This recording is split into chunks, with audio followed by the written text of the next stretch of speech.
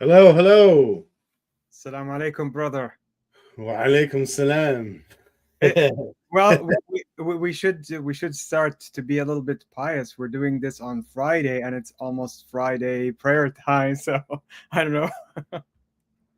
Well, weren't you telling me that what is it? Muslims are not supposed to say salam alaikum to somebody like me?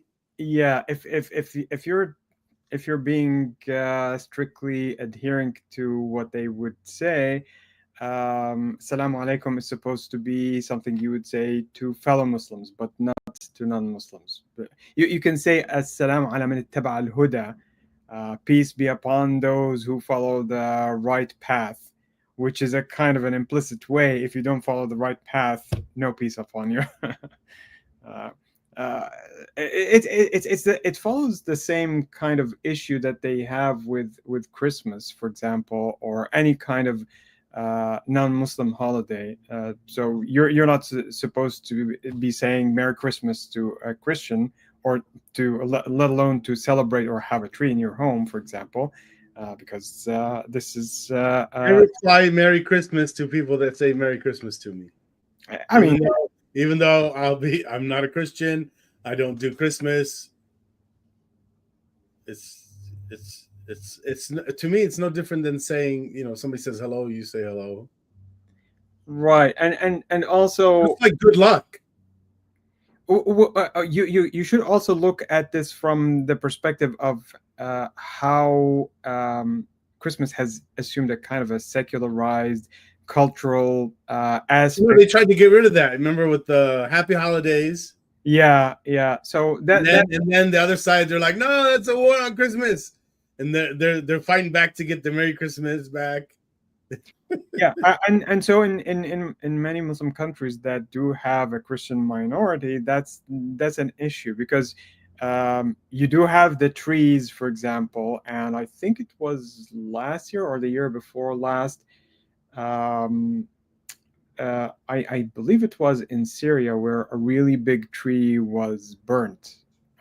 It was on display during Christmas time, and it was burnt because you're not supposed to be expressing something of that sort in a supposedly Muslim community. So yeah, they do have a lot of issue with Christmas in particular, because of the fact, of course, that it symbolizes one of the biggest theological problems that they have with Christianity. um, uh, uh, I mean, they agree with a virgin birth of Christ, but the symbolism of Christ as a divine being, that's the issue. They don't want any competition. Yeah, That's the way to say it. yeah, and if you look at all the rules of dhimmis that have been produced, not exactly at the beginning of Islam, maybe a little bit after, when Muslims started invading other countries and ruling over Christians and Jews. They imposed a lot of restrictions in many places that wasn't consistently applied throughout history, but there were periods of time and places where Christians and Jews had to wear certain things, had to give right of way to Muslims, could not ride. They had to do their hair in a particular way. They could not have bells in churches. They cannot renovate churches. Things of that sort.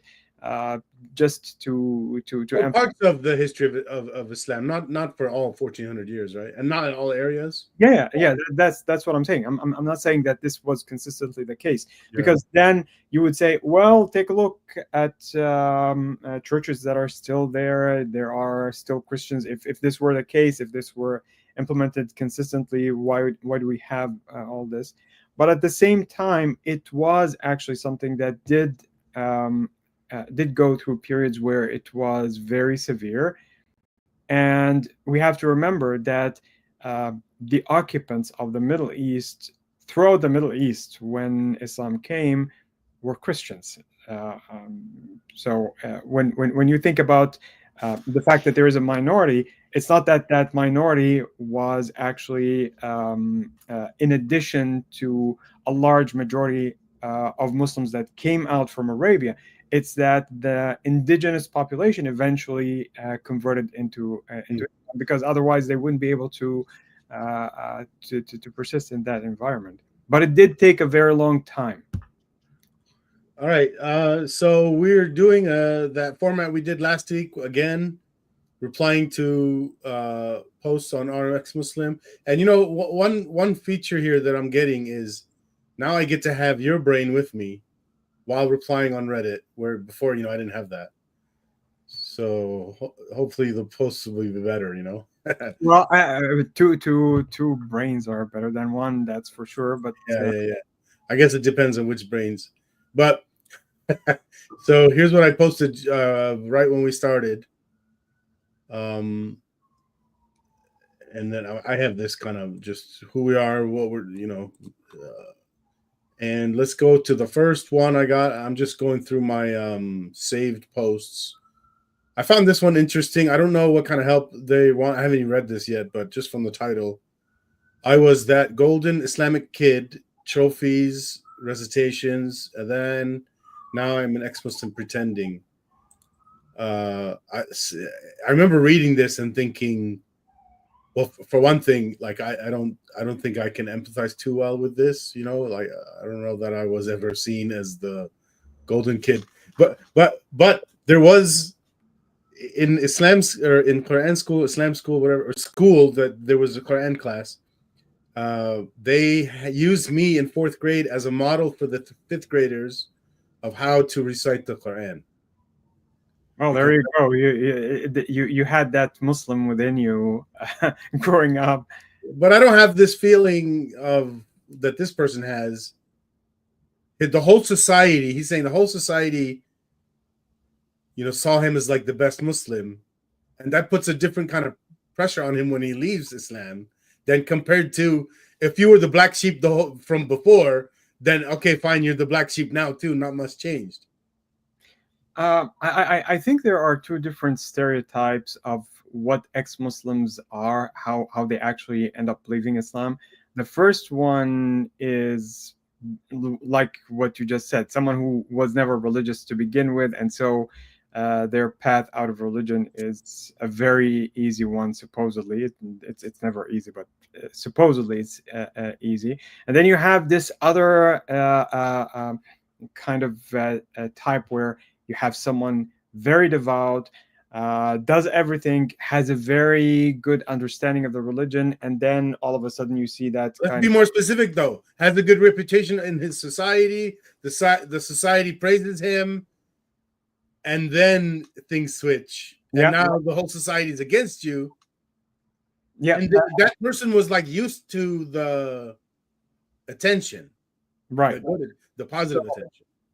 There is a very nice example of someone like that from Egypt, Ahmed Harakan, if you've heard of him. He was a very devout Muslim, and he was studying. Harakan or Harakan? No, H-A, yeah, Harakan, yeah, something like that. No, not with an H. Okay, like that. Yeah, possibly even with a Q. Anyway, so he left Islam after having been really devout and studied under a very famous Egyptian scholar who is still active until today. Active on which side? Yeah. So on our side, right? Well, active on their side. But I thought you were going to say he became an ex-Muslim.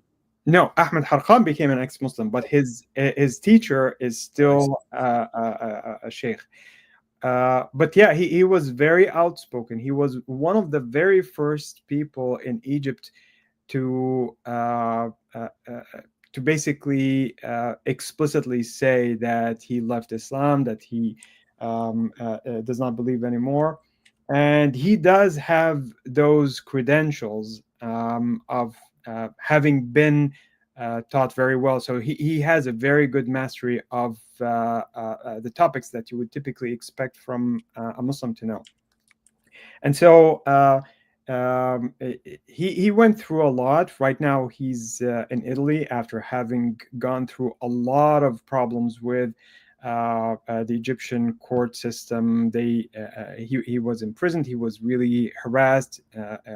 His wife or fiance at the time was also harmed. So they went through a lot, and he was basically forced at the end to pretend to have reverted back to Islam until he was able to fix his issues and get out of Egypt. And it was actually an epic journey that was documented on YouTube. He went from Egypt through Sudan and Chad and Libya on his own in the desert until he was able to reach safety. So he's really impressive. So I wonder if Ahmed has talked about his struggles, and then if so, this person could benefit by watching a documentary or something.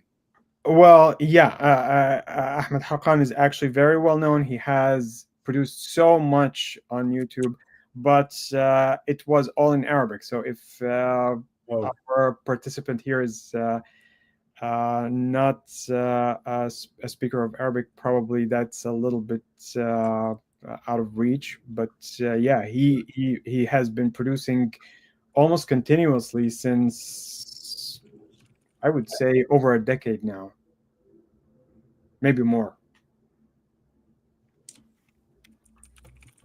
But the point is, yes, you can be starting from a point where you are a devout Muslim and you completely switch over. And they say if you become really knowledgeable in religion, you have one of two consequences. You're either going to become an extremist and possibly even a terrorist, or you're going to leave the religion completely, because knowing what you're going to know in the details that you're going to know would either expect you to accept all the irrationalities, all the atrocities, all the issues that come with it, or you're going to say, no, I'm going to be leaving the whole thing.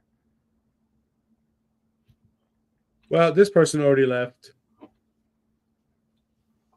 I wonder if it's worth doing this one. So, what if we're wrong? The age-old question. I'm an ex-Muslim, but sometimes I ask, do you really believe those arguments that made you disbelief in Islam are enough to debunk an entire culture and hundreds of years worth of history? And then another question. If you presented your arguments to every scholar in the world, do you really believe they wouldn't have an answer to it? That's okay. There are so many different things to say about this. If you would go back to the beginning, please. Yeah, I already replied, and I'm willing to reply again. Yeah. So I don't know. Let's maybe think about it. What sort of ideas do you have? Oh no, I think it's frozen. You can't reply anymore. It's frozen. That's unfortunate. Well, they locked it. Okay. Well, first of all, I don't think that when a person is leaving the religion, they're looking at all that history and all that momentum of a civilization or trying to debunk that body of culture. That's not how people leave the religion. There are so many different personal circumstances that make you put certain aspects of any kind of religion into focus, and how it is in conflict with something that's fundamental to you. It's not purely based on argumentation. There is a very big psychological component. The same way that if you try to convince someone, for example, who thinks that the earth is flat, and you bring evidence, it has nothing to do with argumentation at some point. If that person is trying to defend something very essential in that they believe would they would lose if they actually follow the argument. So the weight of the argument itself, as important as it might be, is not the only factor that makes someone get convinced and change their mind. Now, what I suspect from the way that this is being phrased, this is probably not someone who has been an ex-Muslim for a long time.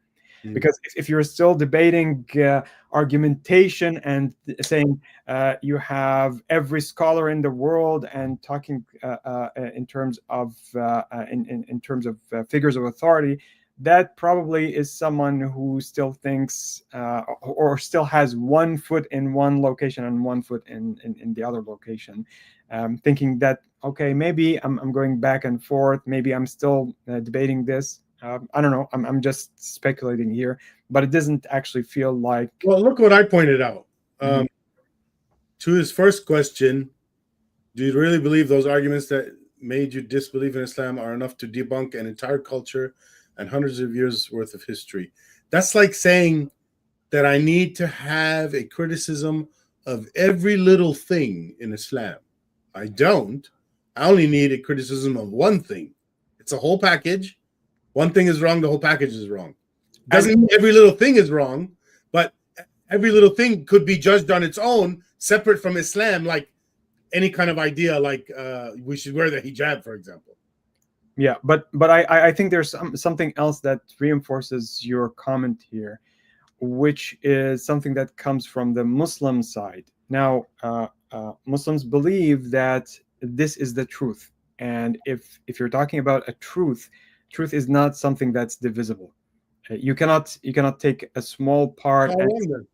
Yeah, so it means that if you're able to show that there is a single crack somewhere, and you're convinced that this is a crack in the structure, that's it. The whole structure collapses because of the fact that this is presenting itself as a whole truth.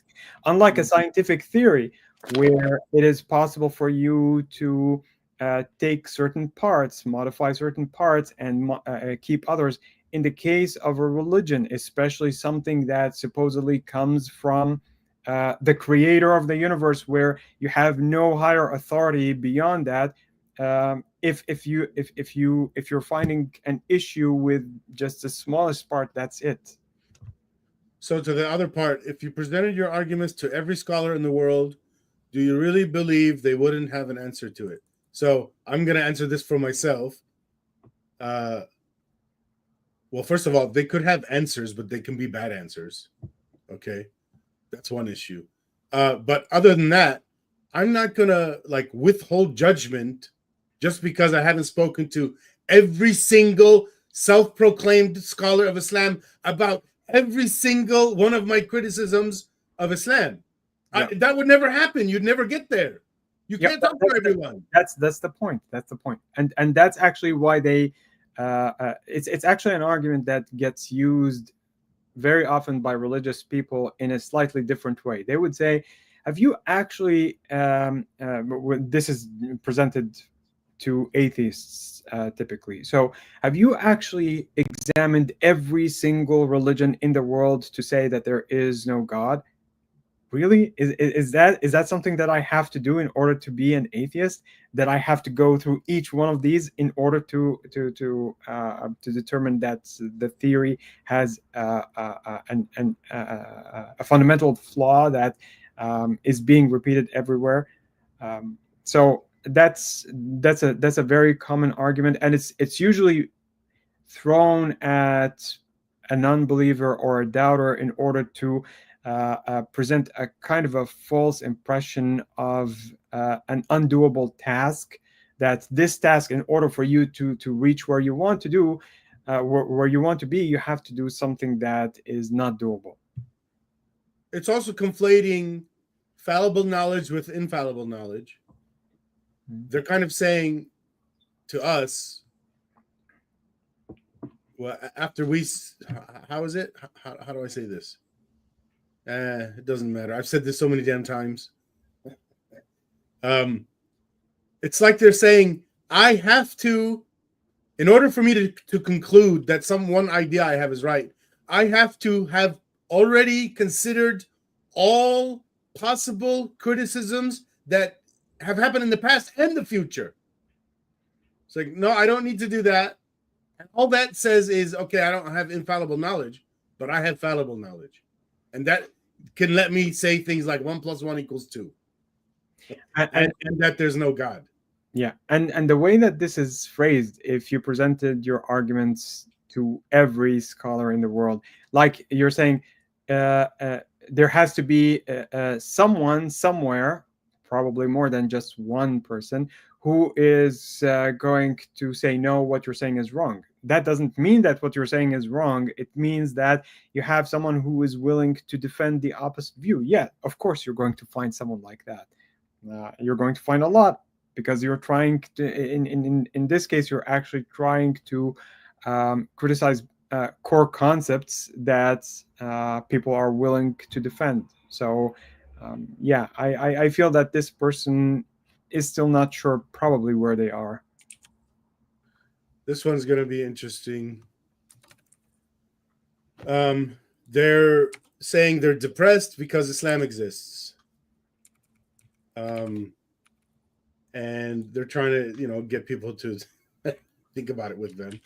I forget what number it was. I'm giving people a timestamp link. Yeah.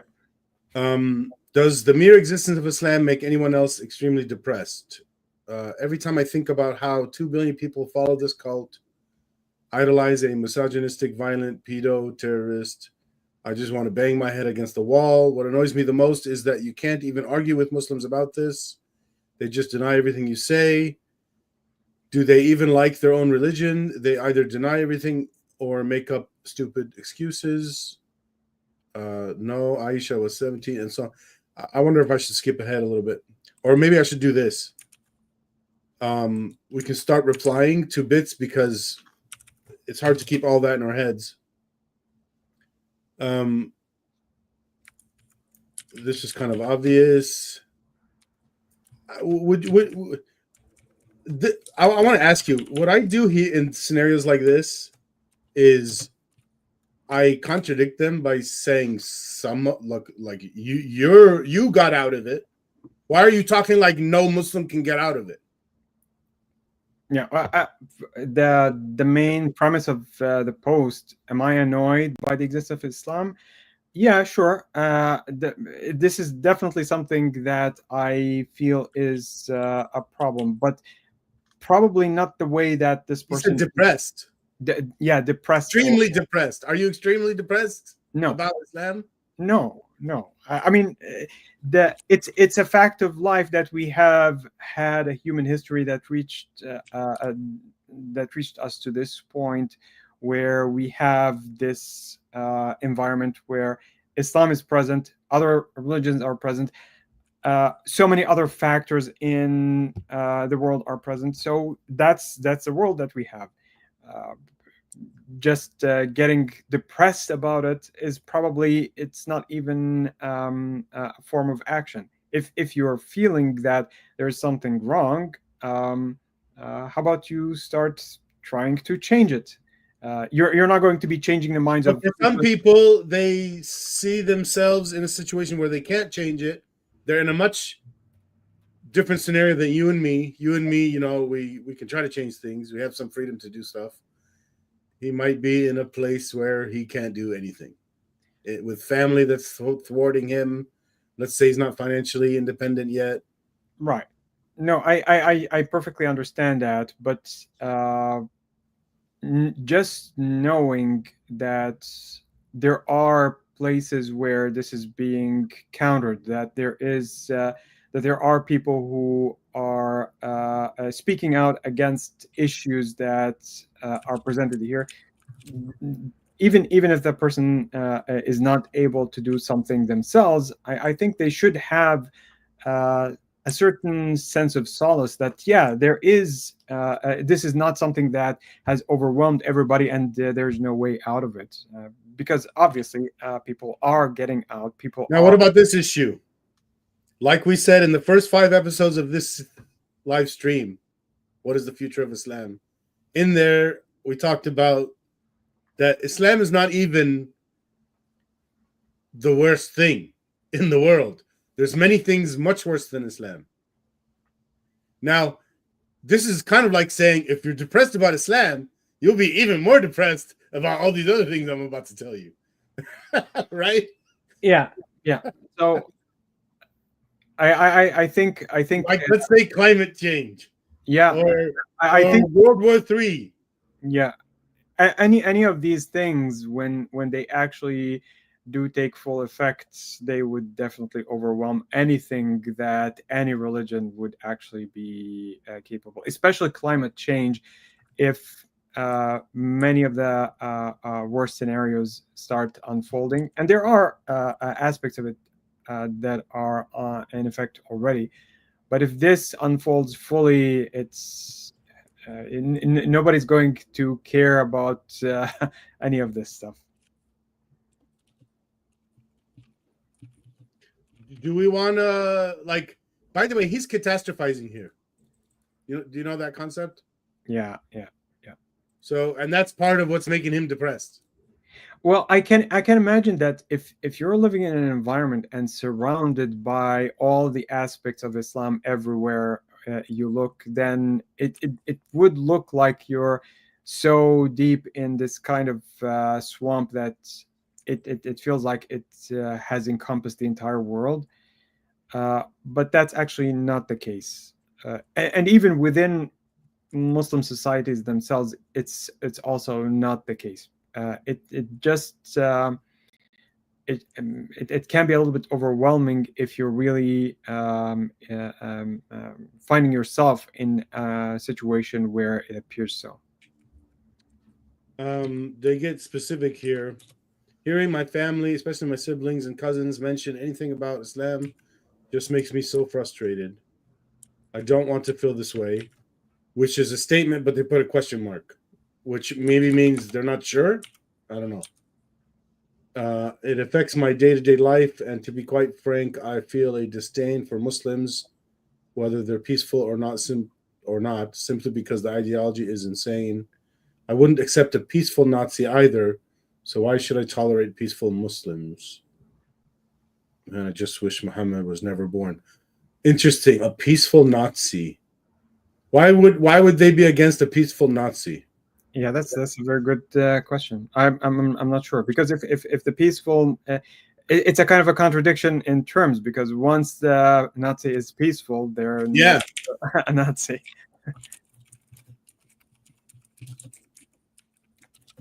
I'd rather have them than what's the opposite of peaceful? Warlike?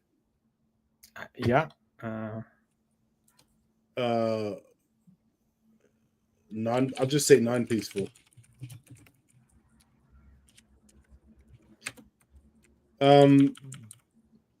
Should we comment at all on the I don't want to feel this way with a question mark? Like, what? Sometimes people actually ask, hey, I want advice on how to fix this. Other times they're kind of asking that, but this is too vague. Might be too vague. They're not saying I want help. So sometimes I just say, do you want help fixing that? Or maybe they already feel that what they have said is maybe a little bit of an exaggeration, or that they're speaking out of a certain emotional moment that intensified a situation that is bad, but probably is not as overwhelming. I mean, the question mark could be understood in so many different ways.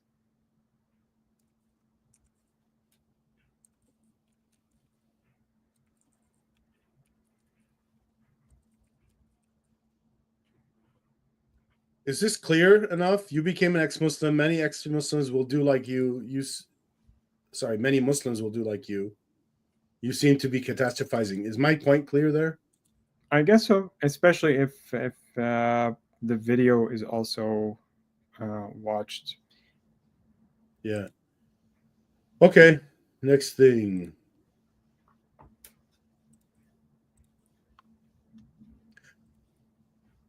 Uh, 3106. Help me remember that time. 3106. You can start reading that while I do this. How about that? How sure are you that Islam is false? You're putting a nice tone on there. Yeah.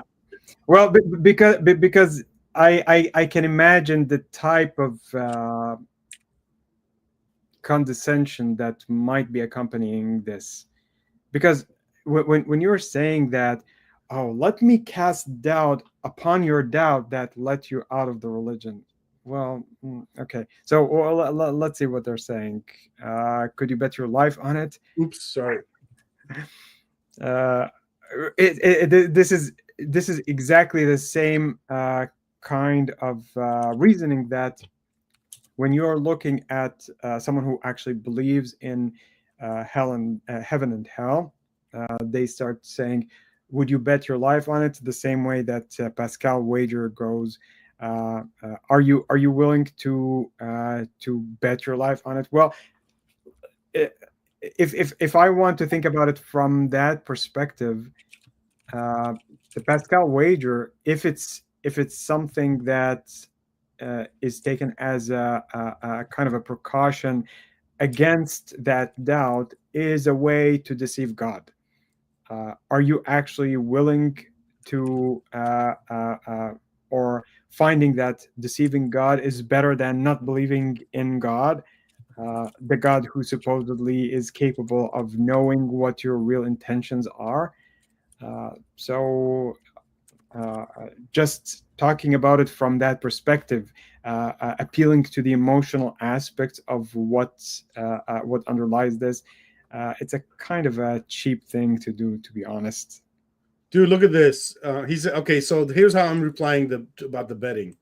I don't think about it in terms of probability, just like I don't think about the probability that 1 + 1 = 3. Mm-hmm. Okay. And he says, I'm in the middle, and I don't know if it's false or true, but interested to hear opinions. And he put in parentheses, Muhammad marrying a 9-year-old doesn't make Islam false before people say that. Should I say, it's a 6-year-old, bitch? No. What should I say there? Well, no, actually, if you're looking at the conduct of Muhammad and then going back to the Quran, which has places that say explicitly to follow him, "ما آتاكم الرسول فخذوه وما نهاكم عنه فانتهوا." Whatever he gives you, you do. So it means that the conduct of Muhammad is actually an important part of what Islam is. Islam is not the Quran. Islam is what. What if we just ask him the direct question, or maybe this is not direct. I'll say, so you don't think moral issues can be imperfections in Islam? Or is that too vague and confusing? It's actually the person of Muhammad is actually very crucial here, because they might say, well, Muhammad is just a human. All right, so let me say it your way then. So tell me what to write. So the person of Muhammad is actually a central part of believing in Islam. In fact, the very testimony when you're trying to become a Muslim, you have to say, Ashhadu an la ilaha illallah wa anna Muhammadan Rasulullah. I'm going to skip that sentence. I think he knows that. But go to that next point where his morality is relevant. Yeah, and so the Quran itself is telling Muslims to follow Muhammad and do whatever he commands, basically giving him a kind of a place that is more or less comparable to God in terms of legislation. And so to say that his conduct does not matter, that's actually disregarding the entire history of Islam. Islam was focused in its entirety on the person and the conduct of Muhammad. So you cannot just so to say that morality doesn't matter in judging Islam, right? Or yeah, you are judging the morality of a person, and that person is supposed to be an extension or a representation of God. So you cannot just disregard that. So to judge Islam is to judge Muhammad. Yeah. Well, to judge Muhammad is to judge Islam, I would say, probably.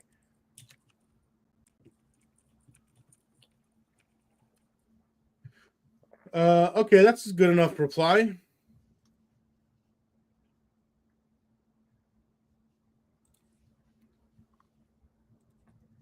Let's see.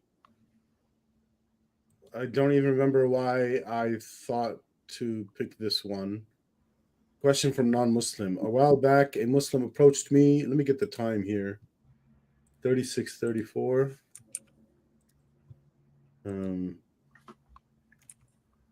36:34. Look what I get to do here.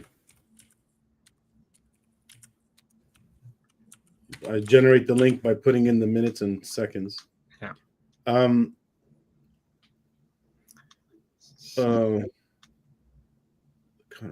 So the counter argument to something about Aisha being 6. Well, according to our sources, he was already offered money and anything he wanted before he gained popularity as a prophet. What the hell does that have? Is this true? Was he already offered much material desires beforehand? So this is somebody this is somebody who's never been in Islam, doesn't know anything about, it's an outsider sort of. Well, let's trying to learn from us. Yeah, I'm trying to understand what they're actually trying to say. A while back, a Muslim approached me with some questions. One of my responses was, I believe his selfish desires, like marrying a 9-year-old, granting sexual exceptions for himself, command. Okay. The counter argument raised to me was, well, according to our sources, he was already offered money and anything he wanted before he gained popularity as a prophet. No, not quite. He was well off because of his wife before he became popular, but at the same time, he and his followers in Mecca were actually his followers had a few rich people, but the main people who followed him, which were tens or hundreds at most, were made up of poor people and slaves. So I wouldn't say that that community was rich. Now, there is, I think what is being referred to here is that he was being offered, according to the Sunnah, various material goods in order to revert back to the old religion, and he actually refused. He did not want to do that. In fact, there is a famous quote by him responding to his uncle: if they put the sun in my right hand and the moon in my left hand, I would not leave this issue until it prevails, or something to that effect. So even if we believe that he was actually offered money, he did not really take it. So this part that I wrote, is this like the main summary and I can leave the rest of it to the video? Yeah, I guess. Okay. All right. And in here I say there's more in the video. Yeah. I should like this.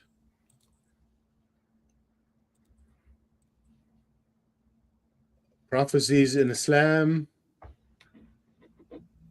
What is it? 3954. Prophecies in Islam.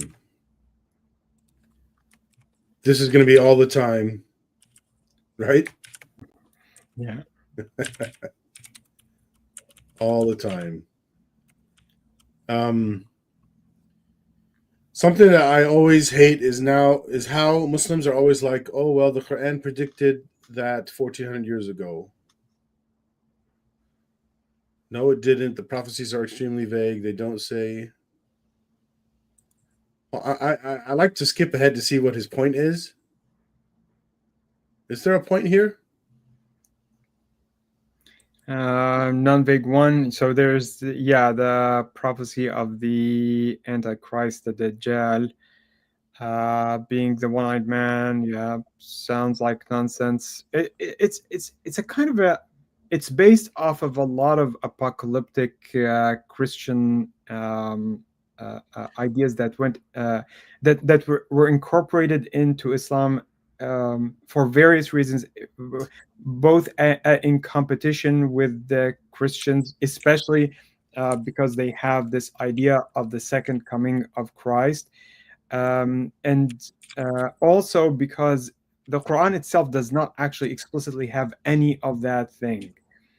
So the Muslims, when they were engaging with non-Muslims, they do wanted to create a kind of a parallel a parallel set of arguments that would respond to some of the things that the Christians already had. Is it a prophecy? It's just, if you trace it historically, it's not a prophecy. It's something that was created out of these historical events. And yeah, they were not called prophecies when they were said. They are getting reinterpreted later as prophecies. And notice what I'm saying here. It's the ideas of Dajjal, for example, the Antichrist that is going to be supposedly coming at the end of days, and there's going to be some fighting, and the Mahdi is going to be fighting against him, and Christ is going to come back, and he's going to basically, what the tradition says, he's going to break the cross and kill the pigs and become a leader of Muslims, essentially. All these are responses to Christians, and they also had a lot of historical context where sometimes if there is something bad happening, people would think that there's an apocalypse. So, for example, thank you, IR review. Yeah, that's nice. So, for example, the dawn of Islam happened at a time when you had those huge wars between the Byzantine Empire and the Persians. This coincided with a plague, with famine. So it was natural to expect an apocalyptic point of view of the world, even though within the career of Muhammad as we know it, this actually subsided over time, and it only resurfaced later on. So what I'm saying here is that most of these traditions that are talking about prophecies came afterwards. They were actually creations that were attributed to Muhammad, but were never actually part of what he said. Yeah, I hope whoever is going to read this comes and watches this. I said a totally different thing than you. All I'm saying is, are you arguing with, like, I want to know the context of these discussions. Are they arguing about prophecies rather than arguing about whether or not Islam is true? Those are not the same thing. So I'm asking them, what is the context? And then I ask, why do the prophecies matter? Like, suppose a prophecy came true. Does that mean Islam is from God? They're probably going to answer no. So then why are you arguing about prophecies? That's what I want to ask. Okay. Let me give two examples of what is considered a set of prophecies that come from the Quran and that Muslims basically are very proud of. One of them is the beginning of Surah Al-Rum. Rum is just a word for the Byzantine. So that surah opens with a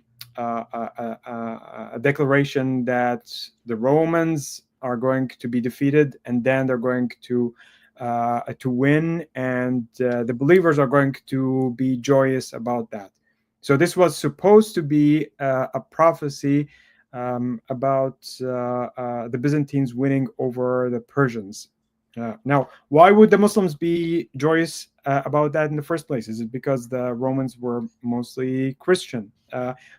Is that a prophecy understood that way? There are different ways of reading that particular set of verses, changing it from the Romans are winning to the Romans have been defeated. Actually, just changing a diacritical mark is going to change the whole verse. And so it's really ambiguous. It's not clear what it really means to begin with. That's one of them. And wouldn't you say that Nostradamus' prophecies, which a lot of them came true, were like a little bit less vague? They're still vague, but less vague than the Quran prophecies? Well, what I would claim is that many of the prophecies, in order for them to actually qualify as such, they have to contain some level of vagueness in order to allow for interpretation. Although you can also see another phenomenon with prophecies. Many of the modern day people who come up with prophecies saying the world is going to end in 2012, they would give you a date. You go outside, nothing happens. Yeah, and then they changed the date. Oh, I was wrong. Yeah, now it's 10 years from now. Yeah, they would change the date. And what happens to the followers? They don't dismiss this and go say, yeah. Some of them do, right? Some of them have to wake up and say, you lied. For the most people who were actually ardent believers in this, you actually see that they become even more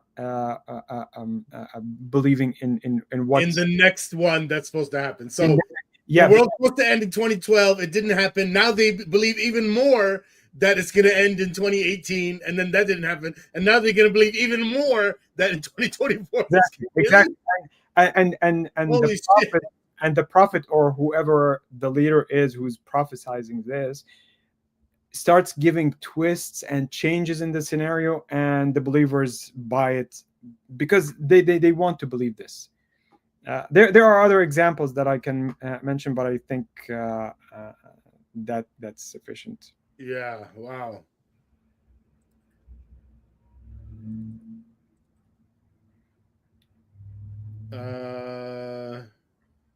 So that's it. Here, I also have some saved posts that I wrote in the past week. Did I tell you this? I invented a new version of Islam. And as far as I know, no one else has thought of it. Well, tell us a little bit about it then. Okay. Allah is real. Okay, Allah is real. Muhammad is real. And what he told us is real.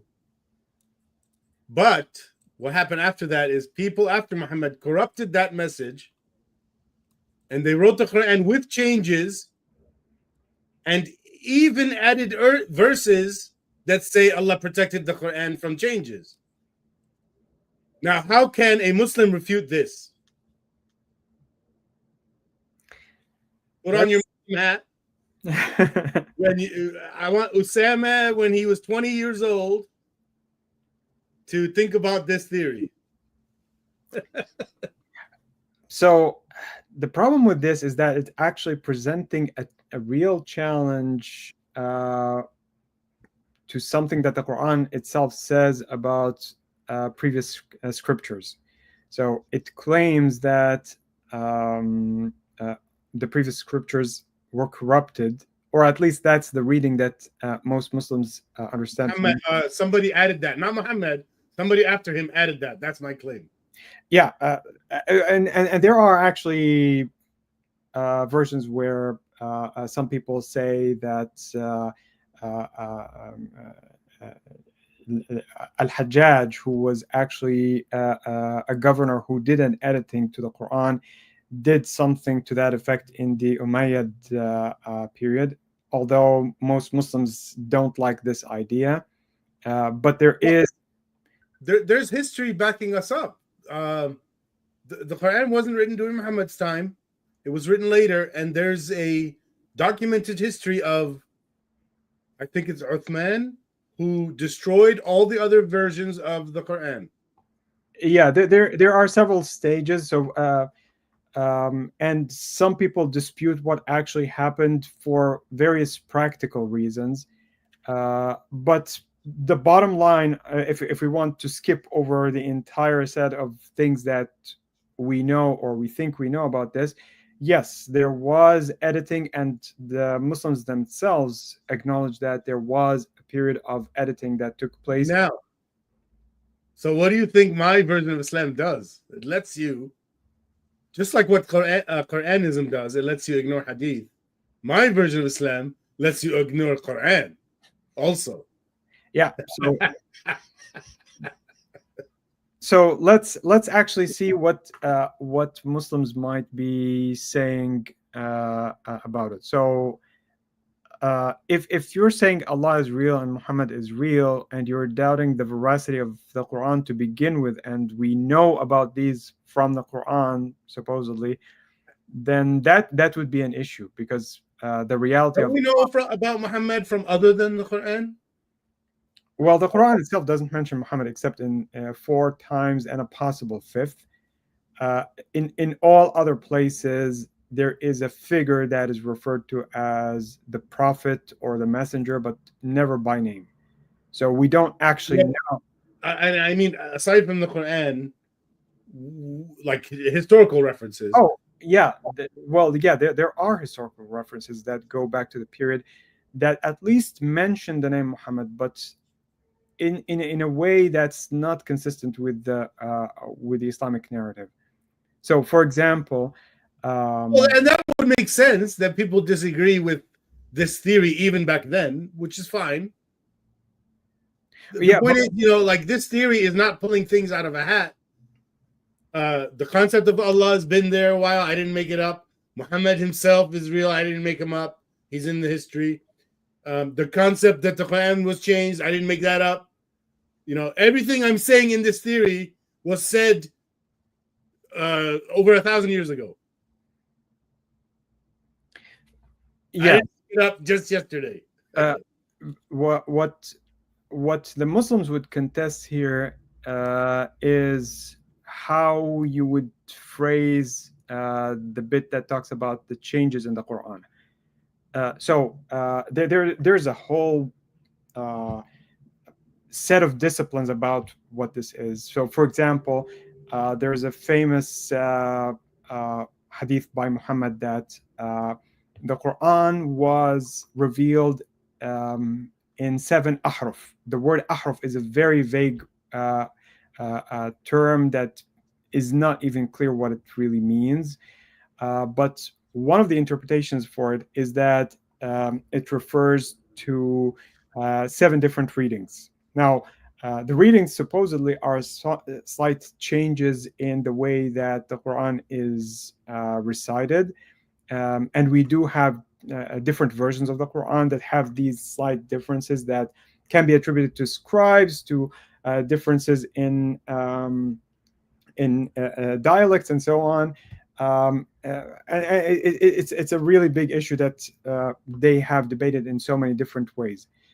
But the bottom line for them is that there is a text, a core text that has not been changed despite these slight differences, and that these slight differences were even uttered in their forms by Muhammad himself, or that he approved them at the time. So even though you might find certain differences today, that's something that they have a kind of a mechanism to address. Now, there's an exception to this, and the exception is the Sana'a palimpsest. Are you familiar with it? Mm-hmm.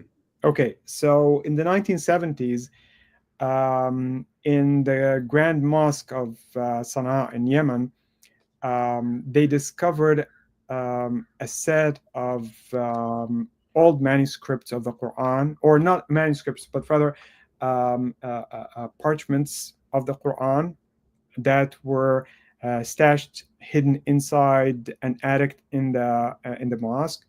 And because of rain damage, they ended up opening it up, and they didn't know that it existed. Now, when they looked at this, they found that there's an underlying layer of text. Using ultraviolet, it's actually possible to read it, and it's not the same Quran that we know. So what they say is that this is not Uthmanic type. That there is, we know that there is the Uthmanic Quran, which is the one that has reached us, but this is a different type. It has certain variations. from what we have, the ordering of things, certain things that are different. So yes, there is this is the text that is by far the most different from what we have, but it is still not radically different that you would say, okay, there are whole surahs or whole chapters of the Quran that were not there. But go ahead. Yeah, but there are also within the tradition itself, you find certain claims, both from Shia Muslims and Sunnis, that there are entire chapters that were lost. And so the Shia in particular, they advocate for certain mentions of the House of Muhammad having been omitted from the Quran. There are various surahs that are disputed as being part of the Quran or not. So the claim that there were changes in the Quran, it has a whole history. There is some accounting for it by Muslims, but you would really have to grant them so much in order to say, well, that still says that the Quran has not changed, because the history does not. Well, look. The main reason, in my understanding, that the Muslims switch to Quranism is they have a problem with something in the Hadith, some moral issue.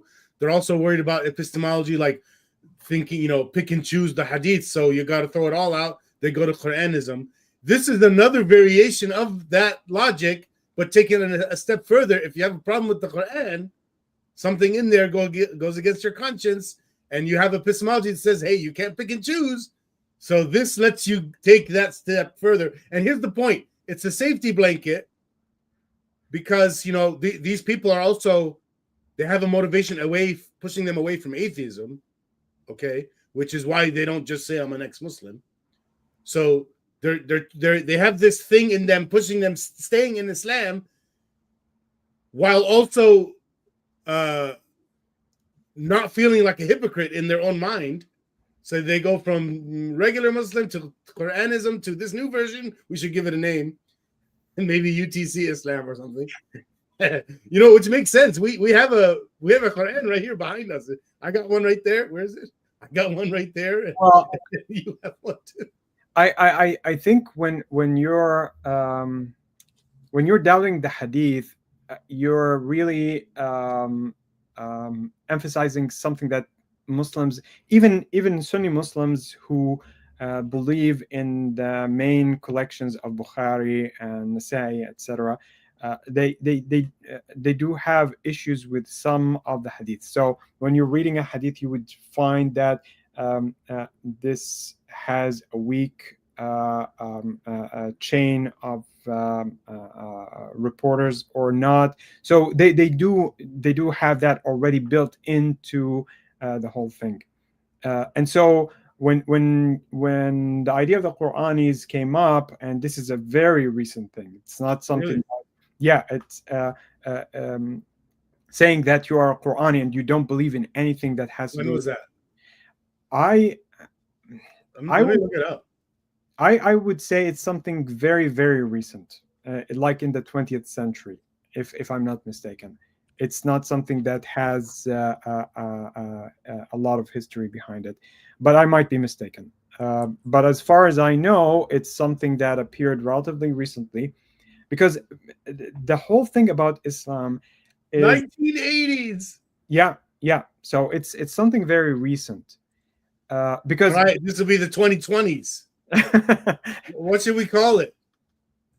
Well, I wanted to say something about it, because here, saying it and claiming that whoever adheres to this is still a Muslim is now yet another problem, because you're saying that the word of God is the one that has changed. Now, the Quran itself already admits that it's possible to change the word of God. After all, the Quran claims that the Torah and the Bible have been changed by humans, or at least have been manipulated, or have been reinterpreted in a way that is different. So the Quran addresses that already. And so that the logical question then appears, well, if God allowed for that to happen once, why would he be preserving the Quran? What happened then? Did he just in his omnipotence and all powers just decided all of a sudden, well, humans have been transgressing so much on my word that now all of a sudden I'm going to protect it? That doesn't actually hold water. If we grant that those former texts have been changed, then the Quran could have been changed. Yeah, I thought of something wrong with this theory, but it's more like something an ex-Muslim would say, an atheist. Okay. What is it? If somebody corrupted it afterwards and they put in there that Allah protects this Quran, that's one thing. But if they're also saying Muhammad's the last prophet, there's not going to be another one, what do they gain from that? What would be the point of somebody doing that? That makes the whole theory fall apart, because that's just as dumb as God exists and God made the world, and what's the point of it? To, at least in most religions, to like watch us masturbate. What is it? There's a comedian that said it better than that. He said it like, no, he said it, God is masturbating to us.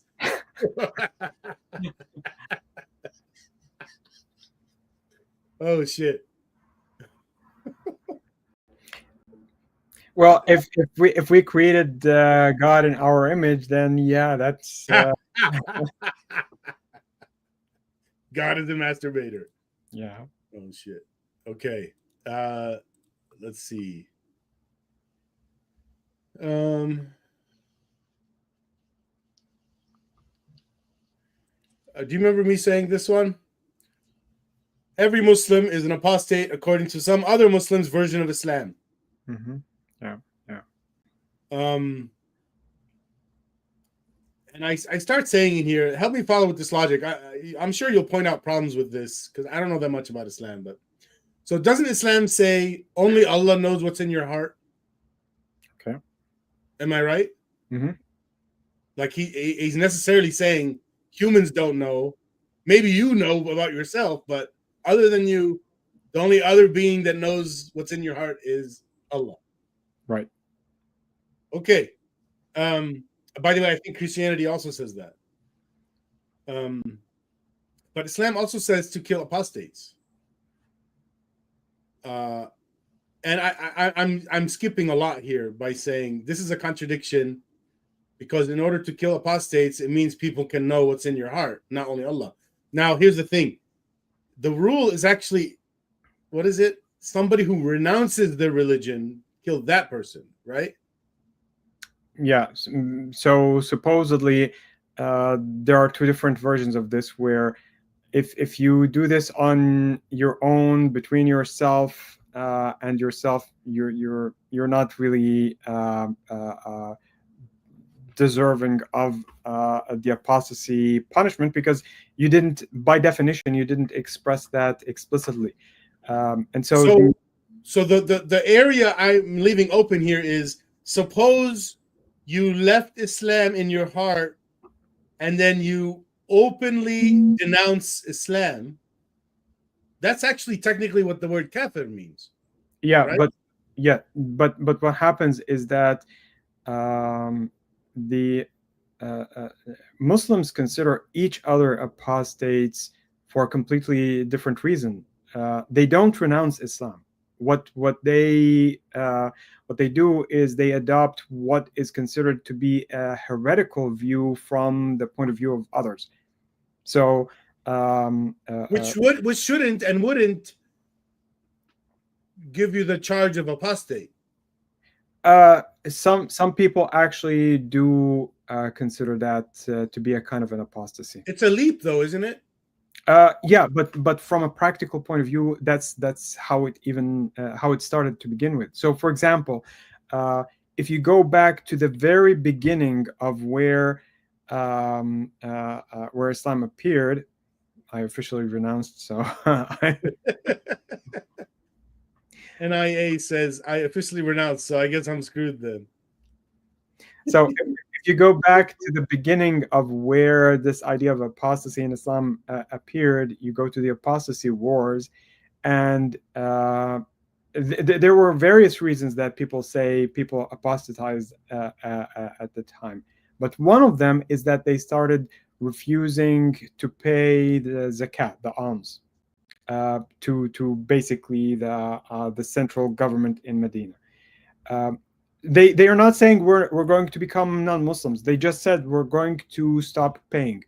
Or some of them said we are going to maintain our religion. We're going to still believe in Islam, but we're not going to have any kind of allegiance to the tribe of Quraysh, which is the leadership in Medina.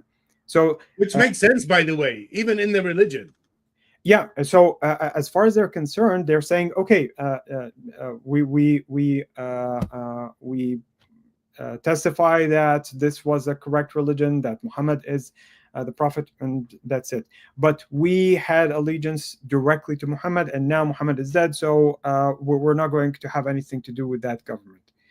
And yet, the first caliph, Abu Bakr, went out after them and fought them until they submitted, and he was fighting them as apostates. So apostasy has that kind of practical aspect right from the beginning of the history of Islam, at least as far as we understand it, regardless of the historicity of these wars or not. So when I say, in order for this statement to be accurate, we're talking about the way apostasy works in practice over the past 1400 years, and especially in the Ridda wars, rather than the explicit view of what Islam says an apostate is, which is somebody who renounces their religion. Yeah, and it's very rare, by the way, taking into account how hard it is, especially in a traditional society, how hard it is to actually go and announce, I'm going to be leaving Islam. This is something so dangerous. You can be very easily lynched in the street and die there without having any kind of jurist or something like that adjudicates the situation. So, by the way, sorry to interrupt, but does Islam? I'm gonna guess the answer is no. Does Islam have a process of, the way I imagine in America, a jury of your peers, a court case, yeah, a defense lawyer, a prosecutor who's prosecuting you? Hey, you renounced Islam, therefore that's all happening. I mean, spelled out in the Quran and. No, in the Quran there is no such thing. In the Quran, the very idea of they did it afterwards. Would you say that's a good thing that they improved it then? The Quran is very vague. The Quran gives you general directions. It doesn't actually. How does it work in all these countries? Is there a court case or? Yeah. All the Arab countries, they actually approved in the, was it 1990s or something like that, a general penal code for apostasy. So it's within the civil codes. Yes. Yeah, but I'm asking specifically about the court case. Do you have a defense lawyer who can get you out of it? Yeah. So that's a big improvement. Get you out of it. That's going to be an issue, because if someone makes a claim that you have apostatized, you have to go and defend yourself. If they have some kind of evidence against you, you have to present your own evidence. If they establish that you have apostatized, depending on the type of apostasy, they're going to ask you to repent. They would give you 3 days according to the original religious injunction. If you don't repent, then you're going to die, unless you actually had some kind of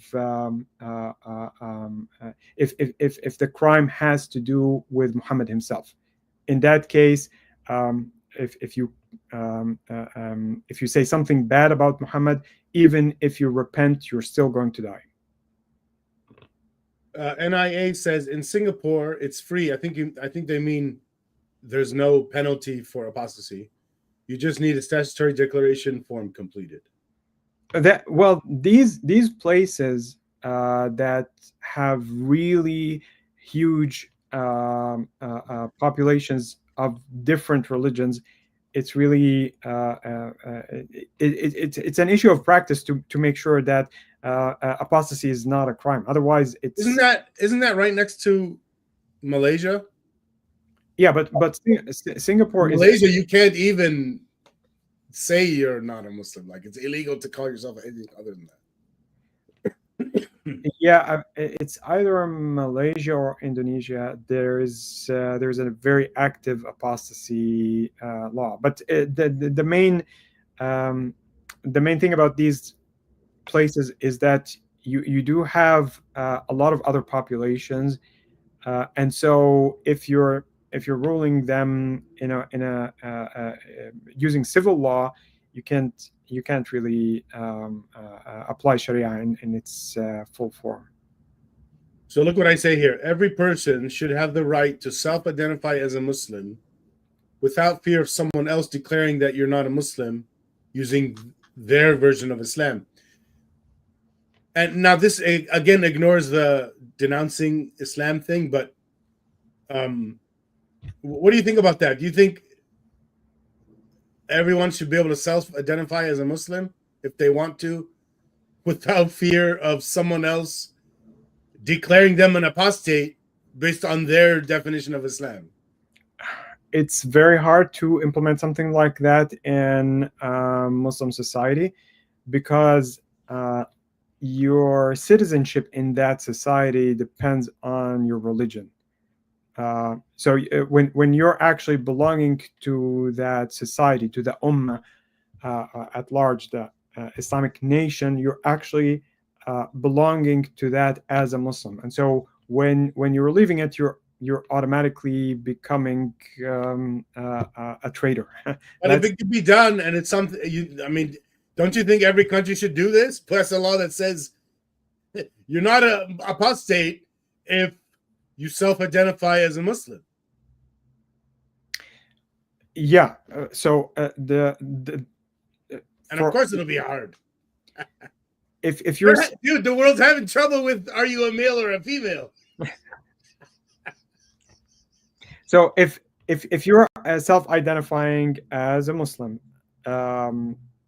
that should be no issue. But here's an example where I believe something of that sort is a little bit problematic, which is in Pakistan with Ahmadis. So the Ahmadis are an offshoot from Islam, but the Pakistanis don't consider them Muslims. It's considered a kind of a heresy, and if you're an Ahmadi, that's a big problem. So they would identify themselves as Muslims, but a different variety. And yet, who came up with the name Ahmadi? It can't be the Ahmadis, right? It must be it must be everybody else calling them Ahmadis. Well, no, there was a specific person in the 19th century, their prophet, who had that name, and so do they call him a prophet? Yeah, they do have beliefs that he has some revelation from God, and kind of an improvement on the current Islam, but it's still talking about a Muslim point of view. But it's a completely different religion in that. Maybe they're building on my theory. Did they change the Quran? They have. I'm not an expert on their religion, but they do have a lot of changes, and they incorporate certain elements from other religions, and so it's not Islam proper in the sense that it's not the mainstream. But it's still something that has a lot of Islamic elements, the same as the Baha'is, for example. Yeah. So listen to this logic. This means, if we let everyone self-identify as a Muslim, it means that every self-proclaimed Muslim has their own version of Islam, and it's just as valid as any other version of Islam. Still wrong, but just as valid in the sense that you get to still be a Muslim. And this means every Muslim is an apostate, according to some other Muslims' version of Islam. Well, that last bit is exactly what ISIS did when they took over in Syria and Iraq, where they started slaughtering people who are Muslims just because they did not agree with their version of Islam. So for them, just self-identifying as a Muslim was not enough. You have to follow their specific version. And there is actually, it's not extremists like ISIS that are the ones that adopt this only. So there is this conception in Islam that comes from a hadith by Muhammad talking about the surviving group. So al-firqa najiyah. So this is supposed to be the only group of Muslims that are right. You're going to have a lot of Muslims, but there's going to be only one group that's on the right path.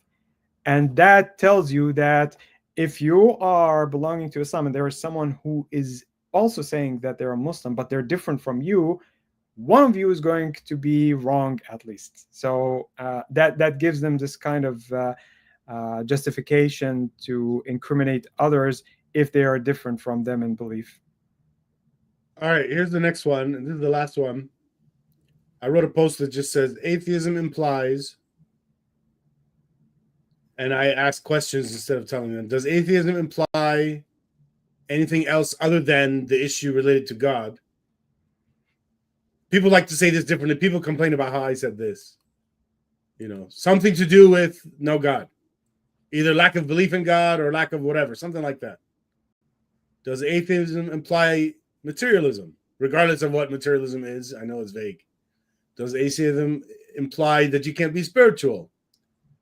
Does it imply you being against all superstitions? Does atheism imply that morality is subjective? Or that genetic evolution, or, you know, the explanation for humans existing, genetic evolution? Does it imply that the world started from nothing? And so I put my answers, no. Okay, let me see my answers. Does it atheism imply other things that other than that there's no God? I claim that the answer is yes. Well, we might be talking about different things. When I say atheism, I just mean an atheist. For somebody to be an atheist, what else can you figure out about their beliefs or their ideas or anything else? I don't mean this. If there's no God, what else can we say? That's not even what I mean. But those are two different issues. Well, what I claim is that if someone adopts the label atheist actively, they have probably been reacting to a specific religious background. So this means that it's not simply this very sweeping and very simplistic negating thing. Yeah, there is no God and that's it. Or I don't believe in a God/gods and that's it. No, I think there's a whole set of things that come with it in terms of a background of where this comes from and what actually what kind of implications this has on what the person believes beyond that. Let's clarify the difference between theist and atheist and deist. And what's the opposite of deist? Well, I wouldn't say that there is an opposite to deist. What I meant was, I've had people complain to me when I use the term atheism to refer to not believing in God.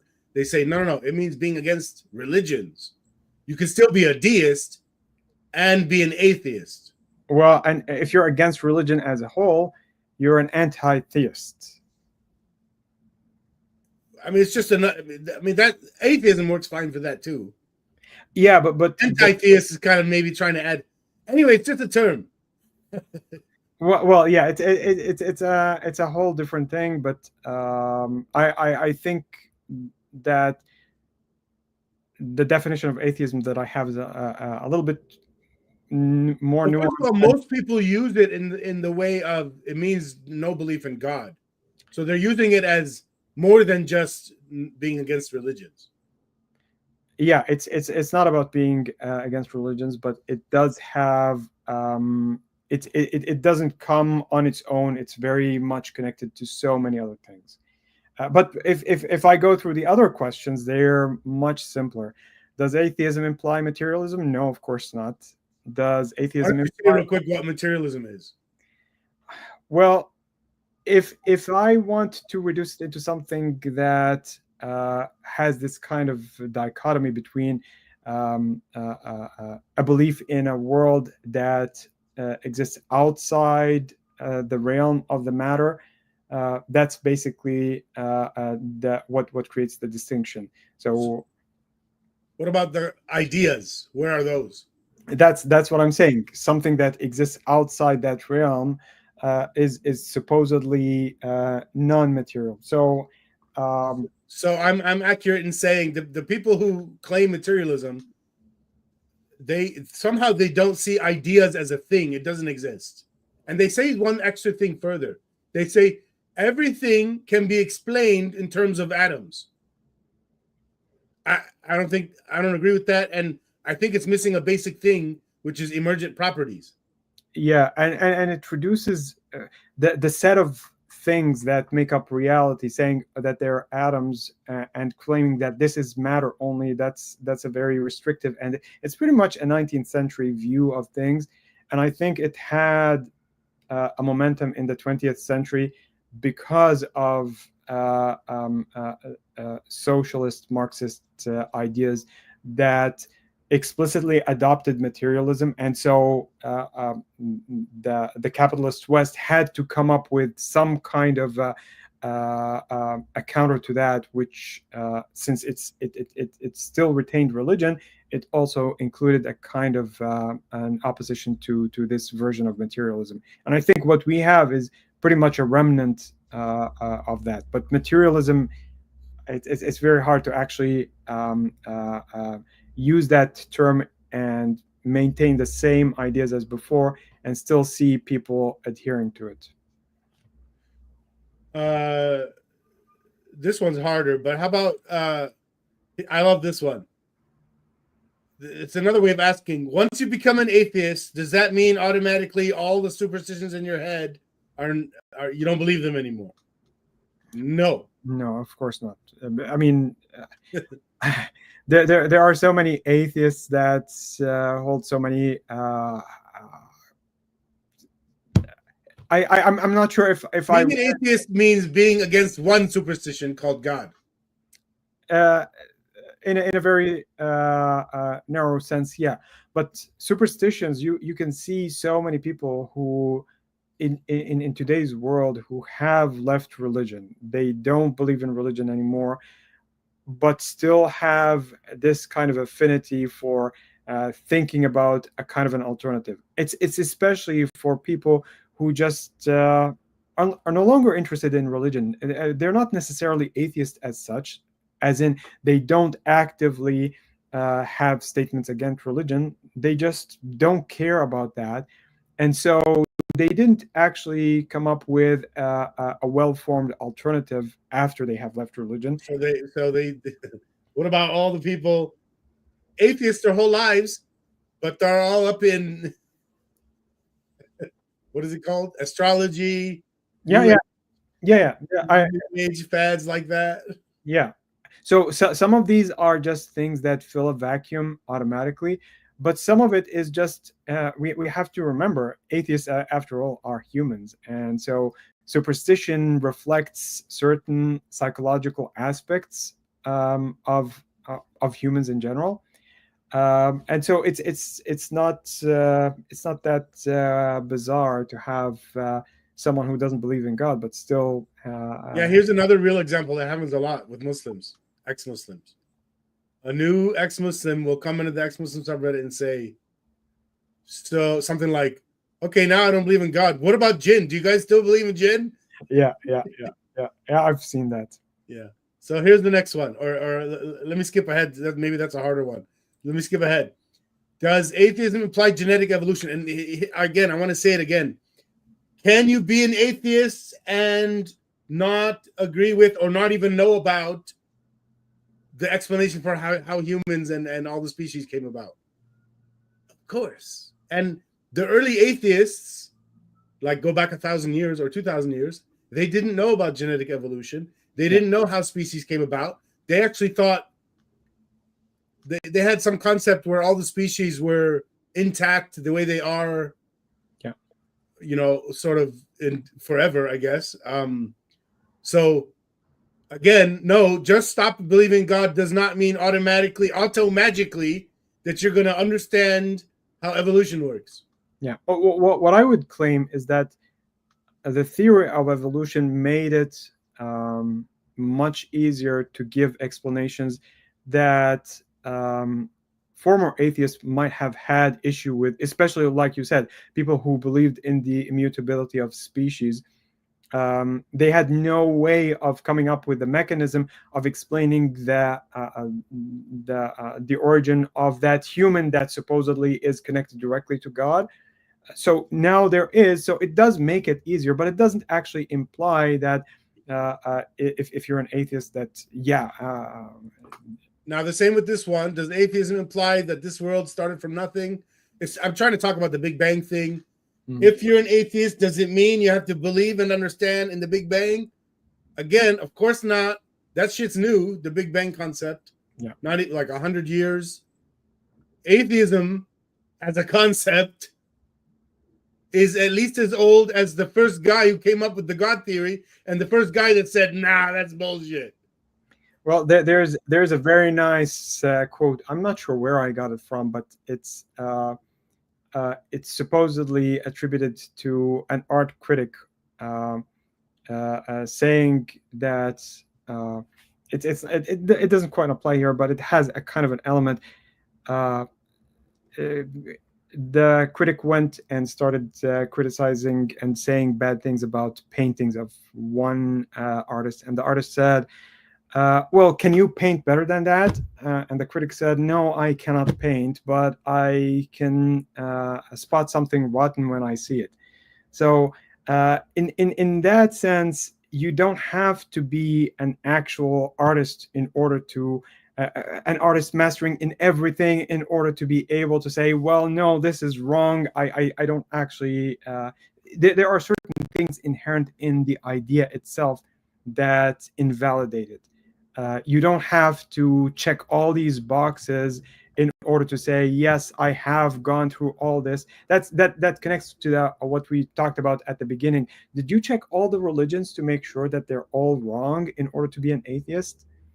Also, in both these cases, there are people who are theists and they believe in genetic evolution. Yeah. And let's go back 100 years. They were also the ones that believe that the universe is static or what is it? That it always existed. It's you're absolutely right. Even today, you can find so many prominent people that are working in biology and evolution and are just believers. What is his name? The one who headed the Genome Project, Collins. He's a Christian. He's a full-on Christian, and he's one of the leaders in biology and fully believes in evolution. So it's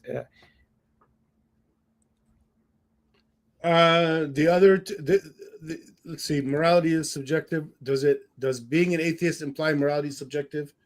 Main thing here is similar to number 2, materialism. It's vague. A lot of people are not talking about the same thing when they're using the words morality is subjective. They mean things like, well, different people mean different things by it. And that's I think where all the confusion is coming from. People are not even understanding what the phrase means. Yeah. What I would say about this and the 3 before it as well is that when you're looking at atheism, it plays a kind of an element or a kind of a thread in one's view of things And because of that, you have the possibility of having other views that sit within the same framework as atheism that might be different from someone else who might call themselves an atheist. So just because you're an atheist does not mean that you have a set of ideas that you have to agree with everybody else. There is a kind of an element that you share, but that doesn't mean that there's so much of this that is a semantics problem. So I already mentioned materialism is a semantics issue because people are not even agreeing on what that word means and what the concept is referred to by the word. Also, the concept itself has mutated and gotten different variations over the history of it. And then same with the phrase morality is subjective. Now, in the case of the term spiritual, like me in particular, I never even understood what spiritual means, the word spirituality. I think of stuff like, you mean spirits? And I didn't believe in spirits, so I thought that's all nonsense. Later, I understood they mean something different than that. Maybe a long time ago, the word spirits was in there, but it's not there anymore. Or it doesn't have to be, what I mean is. And they say, like, I've seen some people say spirituality is love. Or it's about caring, like love is one of the concepts in there. And I thought, oh, well, I talk about that a lot. Love, I mean. So in their view, I'm spiritual. Okay, fine. It's just a damn word. It's part of the issue here. Yeah. So, yeah, there's a kind of a stereotype. I mean, we talked about that before when we discussed this idea of spirituality and how that stereotype of atheists that they are completely devoid of this interest in spirituality and so on. Like you, the word doesn't really mean much to me, but when depending on the definition that someone is going to throw, it might have some kind of an overlap with aspects that I do agree with, but not necessarily adopt that particular term. The problem with these terms, spirituals, superstition, subjectivity, is that we have religious traditions that were built on worldviews that assumed certain ontologies about the separation between the world of the material and the world of the spiritual. And so there's a kind of a monopoly that happened over these terms. And so certain ideas would appear to belong to religion. And so when you're asking, can an atheist be spiritual or have a belief in subjective or objective morality, you would immediately hit that bump of the religious view that has been inherited for thousands of years. And so it's very hard to get people to understand that this is a different situation. This is a different position that that does not match what you have in mind. This is horrible. I just asked, I Googled, and Google gave the AI answer. Regarding the concept of superstition, how old is it? It says it goes back to at least ancient Greece, and it was referring to the practice of being irrational, having an irrational fear of God. What the fuck? And the concept has like morphed. I don't know really what it meant before. Now it means something different, I think. I think there is a very heavy psychological component that does not necessarily refer to gods themselves, but probably has answers to certain psychological needs for how humans function. The term in ancient Greece, the term superstition was used by the ancient Greeks and Romans to describe beliefs and practices that differed from their own established religious norms. So superstition that's the dumb stuff the other guys believe. Yeah, but notice here that they're probably talking about the word itself and its origin and how it was used initially. But I don't think when you're so if you scroll down, it's talking about shifting meanings. I think those aspects are the ones that are relevant today, especially when it goes down to the psychological factors and so on. Well, this is agreeing with what we're saying. The meanings of words is changing over time. Yeah. If the word superstition is uttered today, it has one meaning by the people saying it, and it has a totally different meaning by the people saying it in ancient Greece 2,500 years ago. Yeah. Keep in mind that the status of superstition is actually very much correlated with the status of scientific knowledge. So depending on how much science you actually know, how much about the world you know, and how to understand it, that's going to affect what we typically consider to be superstition. But again, there is a psychological component that's probably going to act on its own in a different direction, regardless of what kind of knowledge you would have scientifically. But I think the scientific knowledge it plays a very important role here. All right, I think we need to stop. I actually have to use the bathroom. We're gonna stop now. Let me go back to this screen. Let's do a couple of items. Read, sign, and share the Apostasy Day Manifesto. Link in the description. I'm going to edit this too. Hold on. So, watch. Wait, let me copy paste. That's what I should do. Copy paste. Or no. Watch our first anniversary of Uniting the Cults. Uh-oh. That's too many characters. Shit.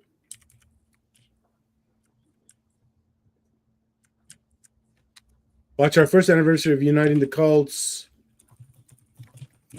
which aired on 6/14/2025, where I was joined by a bunch of people. That's all I can write right now, I guess. And the link is in the description. I just heard a beep. Did you hear a beep? No. No. Okay. That's it, everyone. See you next time. And I got to go to the bathroom quick. Okay. Right? Bye-bye. Take it easy.